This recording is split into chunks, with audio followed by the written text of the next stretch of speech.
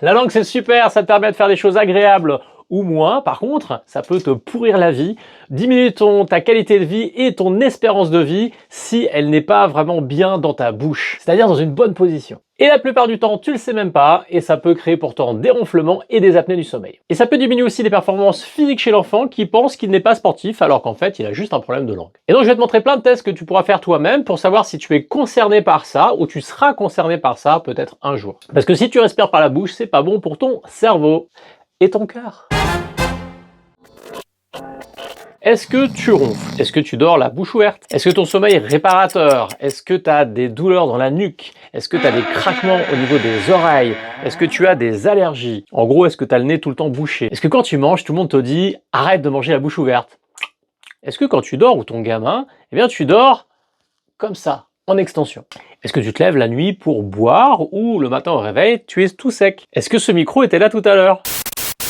Alors si tu as tous ces symptômes ou tu en as seulement quelques-uns, j'ai une bonne nouvelle pour toi, ça peut souvent être modifié.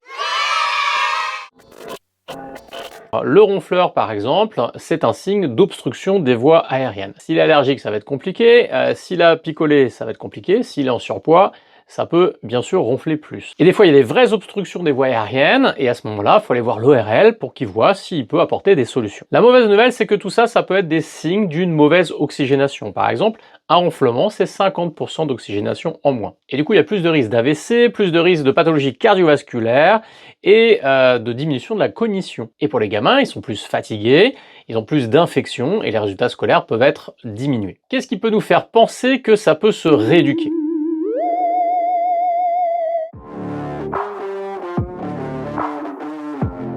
On va donc parler des dysfonctions de la langue, des lèvres et du nez. Et l'un des premiers signes d'appel par rapport à ça, c'est l'inocclusion labiale. Ça veut dire que par exemple, quand vous êtes là à rien faire, au lieu que les lèvres soient fermées, elles sont un tout petit peu ouvertes, ce qui permet de respirer. Ce sont des habitudes respiratoires. Et quand c'est comme ça, souvent, la lèvre, elle est même un tout petit peu montée. Dans ce cas-là, il y a beaucoup de compensations, notamment cervicales. Si vous avez des douleurs de nuque récidivantes et chroniques, eh bien ça peut, dans certains cas, être une des causes. Pourquoi? Parce que quand vous allez de profil être un peu comme ça, parce que c'est l'attitude vous allez obliger d'avoir, eh bien vous dégagez, quand vous faites 10 cm vers l'avant, vous dégagez 1 cm en arrière pour pouvoir respirer, pour dégager ce qu'on appelle l'airway. Alors le problème c'est que ça se rajoute, parce que les cervicales, la plupart du temps, c'est du stress. Un peu de posture, beaucoup de stress, mais parfois vous rajoutez aussi des gens qui ne respirent pas correctement. Un deuxième signe comme quoi ça serait quand même vachement intéressant d'être éduqué, eh bien c'est qu'est-ce qui se passe quand tu déglutis. Eh bien si tu t'avales de la salive, tu déglutis et que ça fait... ça c'est pas bon. La déglutition, on doit rien voir bouger, ni les lèvres, ni le menton qui se contracte. Si tu as tout ça, faut pas se poser de questions, rééducation. Le spécialiste de ça, c'est soit l'orthophoniste, qui est débordé, chez nous c'est 14 mois d'attente, soit le kiné maxillofacial. Et là, il y a aussi beaucoup d'attentes parce qu'il n'y en a pas assez. Et dans ces cas-là, la rééducation de la langue, sur des gens qui font des apnées légères, c'est-à-dire inférieures à 15, eh bien, on a 40% de bons résultats. C'est-à-dire qu'on n'est pas forcément obligé de passer à l'appareillage.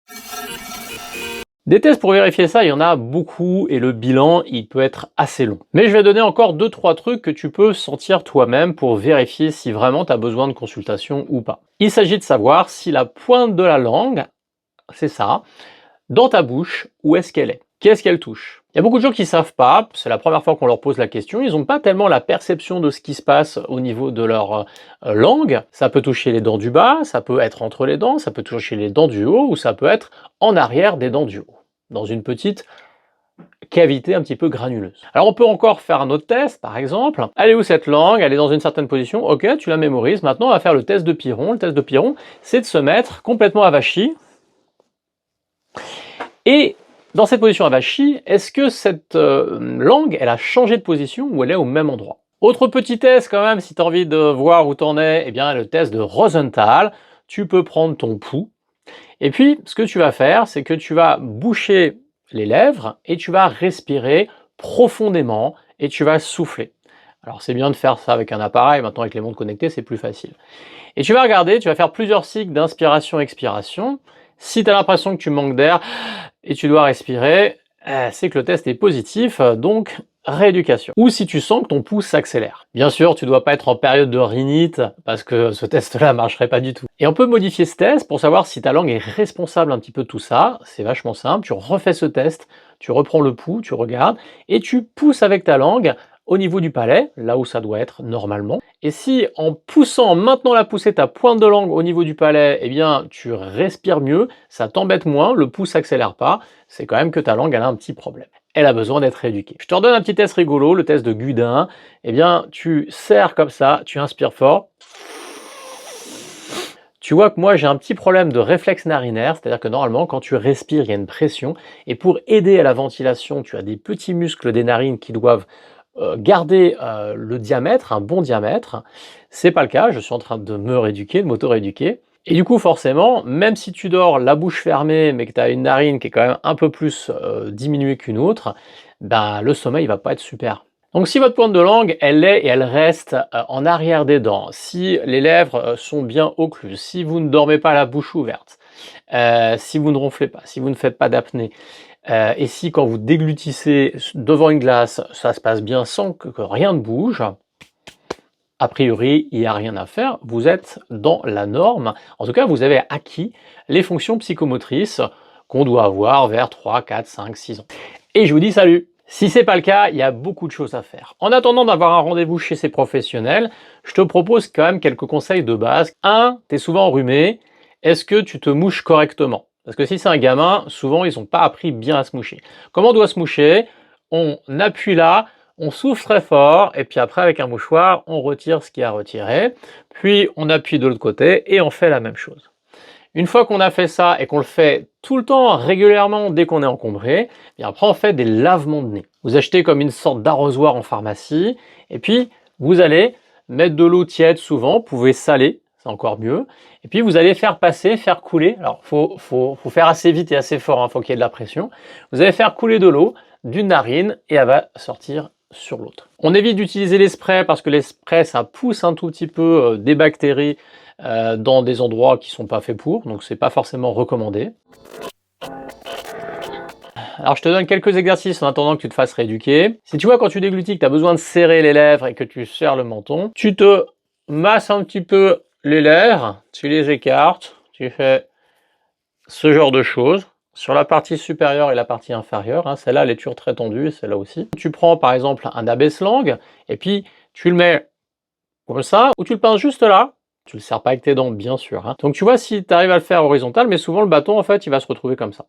Ça montre que ta lèvre elle a besoin de se muscler. Un truc que tu peux faire aussi, pour les enfants c'est sympa, tu prends un bouton de 1-2 cm, tu le mets collé comme ça, vertical, tu mets une petite ficelle et tu tires. Et bien sûr, tu dois agir sur tes lèvres pour éviter que le bouton sorte. Toujours pour les lèvres, tu peux essayer de ramener la lèvre vers le bas en étirant. Comme ça. Tu peux faire des bisous. Super éducation pour les lèvres, les bisous. Pour le menton qui est un peu trop contracté, tu peux faire une bulle d'air. Tu mets ta langue entre tes dents et le menton et tu étires. Ça donne ça. C'est très joli. Bien sûr, pour muscler, il ne faut pas manger du mou, il faut manger du dur. Donc, il faut croquer des pommes, il faut manger du steak, des choses quand même qui demandent un peu de force. Quand la langue n'est pas correcte, en fait, elle est molle, elle est étalée, elle est basse et elle part en arrière. Elle prend tout l'espace de la cavité buccale, surtout s'il n'y a pas de place en plus au niveau des dents. Sur la langue, tu vas voir les marques des dents. Alors ça, c'est pas bon, ça veut dire que la langue, elle n'est pas au palais, et ça veut dire du coup que ta langue, elle n'est pas très tonique. Tu peux faire de la mobilisation. Pour ça, tu vas tirer loin devant, tu vas chercher loin en avant, en haut, en bas, d'un côté, l'autre. Tu fais ça 10 fois, tu fais ça plusieurs fois dans la journée. Tu la mobilises, tu l'assouplis. Pour la muscler, tu peux par exemple la faire claquer.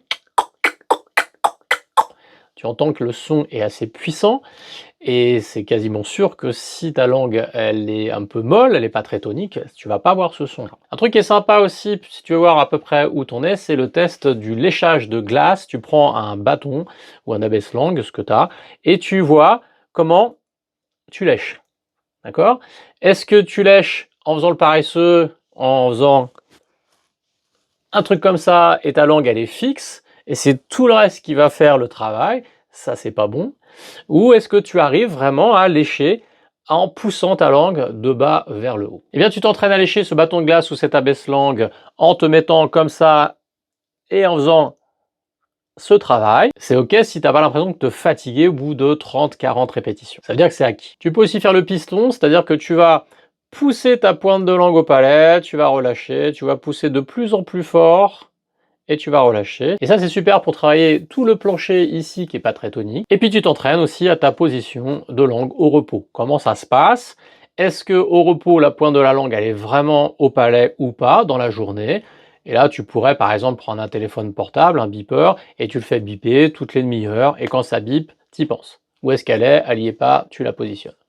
Tu peux t'entraîner aussi souvent à déglutir en gardant cette pointe de langue au palais, tu avales, et tu essayes de limiter tout ce qui peut se passer au niveau des lèvres ou au niveau du menton. Pour la nuque et la posture, il s'agira non plus de ne pas vivre comme ça, hein, ça marche pas super bien, donc il faudra quand même faire attention à ça. Entraîne-toi et essaie de sentir que si tu respires dans cette position-là, eh ben, ça respire pas facilement, hein, il y a plutôt une difficulté à le faire, alors que si tu es un peu plus comme ça va être beaucoup plus facile. Souvent, c'est quelque chose d'assez global. Pour conclure, c'est hyper important, des tests, un bilan et des exercices, il y en a des dizaines. Je t'en ai montré quelques-uns. Mais évidemment, le plus intéressant, ça va être de te proposer ceux qui sont pour toi nécessaires, parce qu'on va pas faire des choses si c'est acquis. L'orthophoniste et le kiné maxillofacial sont les deux qualifiés pour faire ça. Qu'est-ce que peuvent faire les autres? Un kiné standard, un ostéo standard. Ils peuvent t'aider à travailler tes cervicalgies, en tout cas, donner de la mobilité, de la souplesse. Ils peuvent t'aider au niveau des mâchoires, si tes mâchoires sont crispées, si tes mâchoires font mal, s'il y a du bruit, s'il y a quelque chose qui va pas par rapport à ça. Et ils peuvent aussi détendre ce qu'il y a au niveau du visage, c'est-à-dire ici, le nez, les lèvres. On peut faire plein de choses en attendant. Alors n'hésite pas à regarder, à observer les personnes de ton entourage qui, surtout des enfants, qui auraient, quand ils ne parlent pas, quand ils ne font pas grand-chose, qui auraient la bouche qui serait ouverte, et ben tu leur envoies la vidéo. Tous les gens qui vont te parler de ronflement, d'apnée, de sommeil agité, de résultats scolaires en berne, et ben tu leur envoies aussi cette vidéo pour qu'ils puissent se tester. Et ben je te dis à la prochaine vidéo. Salut!